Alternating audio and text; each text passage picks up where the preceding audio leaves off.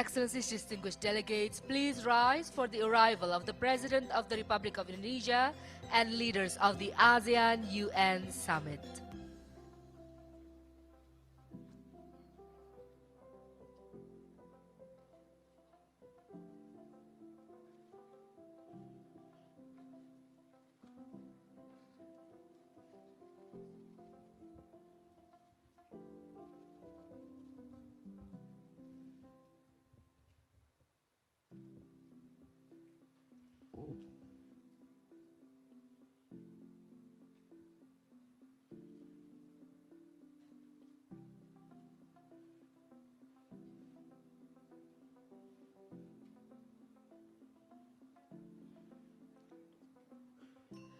Please be seated.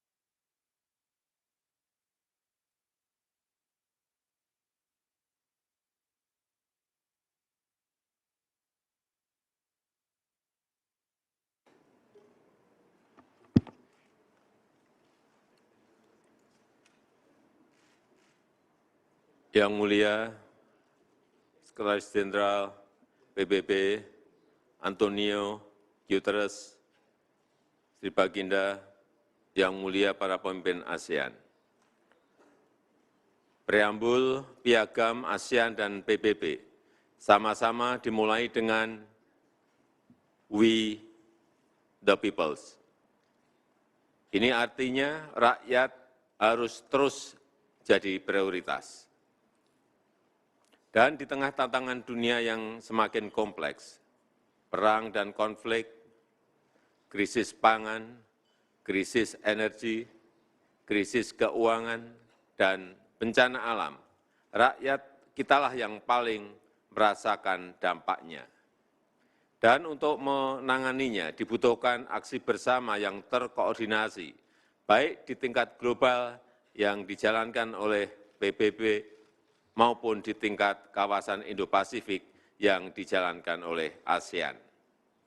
Namun harus kita katakan dengan jujur, efektivitas kerja ASEAN dan PBB seringkali terkendala dinamika geopolitik yang pada akhirnya mengakibatkan lunturnya spirit kerjasama, pudarnya semangat multilateralisme, dan digantikan dengan rule by the strong,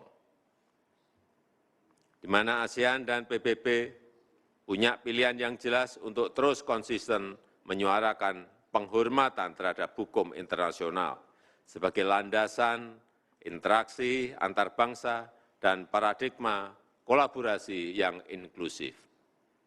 Mari bersama kita usung agenda pembangunan yang lebih adil bagi negara berkembang, termasuk hak untuk maju dan untuk sejahtera. Reformasi tata kelola global harus kita gelorakan agar tetap fit for purpose and fit for its time. Mari perkuat kerjasama antara ASEAN dan PBB demi kebaikan rakyat di dunia. Terima kasih. Dan dengan ini saya nyatakan KTT ke-13 ASEAN Perserikatan Bangsa-Bangsa dibuka. Selanjutnya saya mengundang Yang Mulia Antonio Guterres, Sekretaris Jenderal PBB untuk menyampaikan pidato pembukanya. Yang Mulia dipersilahkan.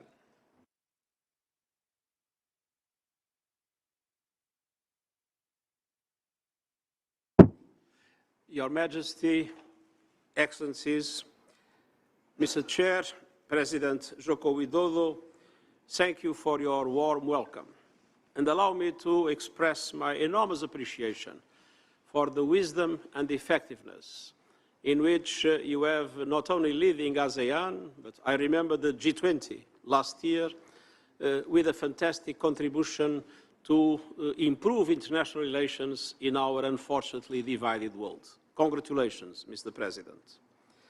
And allow me also to welcome Prime Minister Xanana Guzmão with the presence of Timor-Leste for the first time as observer in ASEAN.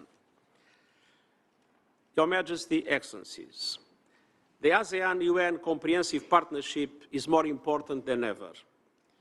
We face tests as far as the eye can see, from the climate emergency to a global cost of living crisis, to raging conflicts, to growing poverty, hunger, and inequalities. And all these challenges are aggravated by rising geopolitical tensions. There is a real risk of fragmentation, of a great fracture in world economic and financial systems, with diverging strategies on technology and artificial intelligence and conflicting security frameworks. And I commend ASEAN for your vital role in building bridges of understanding all over the world. ASEAN has played an extremely important role as a center that convenes all those that unfortunately represent the most dramatic divisions in today's world. And this series of summits is the demonstration of that fundamental convening role of ASEAN. And we need it in a world that is increasingly multipolar, but requires strong multilateral institutions to go with it, based on equity, solidarity, and universality. Your Majesty, Excellencies, I am grateful for your steadfast support for multilateral solutions and your contribution of over 5,000 peacekeepers from ASEAN countries. Today, allow me to focus on three critical areas. First, advancing peace through diplomacy. ASEAN's convening power, commitment to dialogue, and experience in conflict prevention are crucial pillars of stability. Today, tensions remain high, from the Korean Peninsula to the South China Sea. I'm grateful to ASEAN member states for your pursuit of dialogue and peaceful dispute resolution rooted in the respect for international law, including the UN Convention on the Law of the Sea. Your Majesty, Excellencies, since we gathered last year, the situation in Myanmar has further deteriorated. Brutal violence, worsening poverty, and systematic repression are crushing hopes for a return to democracy. The conflict is exacerbating existing inequalities and vulnerabilities faced by women and girls, including sexual violence, forced marriage, and human trafficking. More and more people are crossing borders in desperate search for safety and protection, and the situation is untenable. Over 1 million Rohingya remain in Bangladesh, in the world's largest refugee camp. And regrettably, the conditions for their safe, voluntary, and dignified return are not yet in sight. Much more is needed. I fully appreciate the principled approach of ASEAN through the 5-point consensus, and I urge all countries to seek a unified strategy towards Myanmar. And I also acknowledge the determined efforts of the chair of ASEAN, Indonesia, to engage all sides of the conflict in political dialogue. And my call to the military authorities of Myanmar is clear: free all detained leaders and political prisoners, open the door towards the full restoration of democratic rule. Your Majesty, Excellencies, we must also end our assault against the planet. ASEAN ranks amongst the most biodiversity-rich regions and is highly vulnerable to natural disasters. We can still limit the worst impacts and meet the goals of the Paris Agreement. I've put forward the Climate Solidarity Pact, in which all big emitters make extra efforts to cut emissions and wealthier countries support emerging economies to do so. And I have proposed an acceleration agenda that calls on developed countries to reach net zero as close as possible to 2040 and the emerging economies as close as possible to 2050. ASEAN is uniquely positioned to be a leader of an energy transition that is global, sustainable, just, inclusive, and equitable. I commend ASEAN member states that are pioneering just energy transition partnerships like Indonesia and Vietnam. And I commend all who are accelerating the phase-out of coal and jump-starting a fair and inclusive renewables revolution. But greater ambition is still needed, along with much greater support.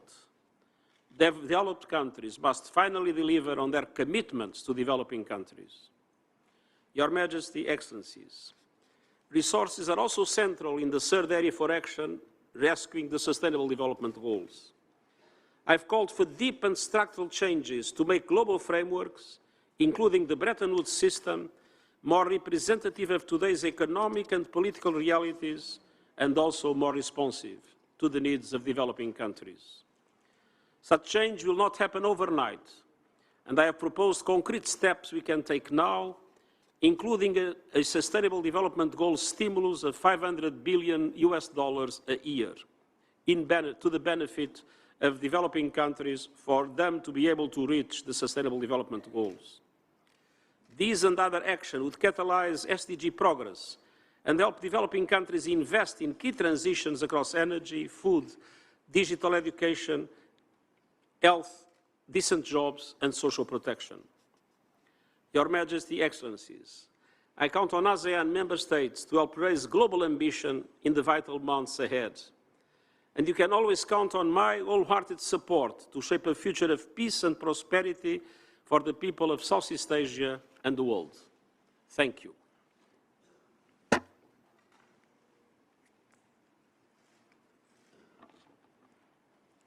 Terima kasih Yang Mulia. Selanjutnya sebelum mulai sesi pleno yang akan dilakukan secara tertutup, dengan hormat saya mohon awak media untuk meninggalkan ruangan pertemuan. Terima kasih.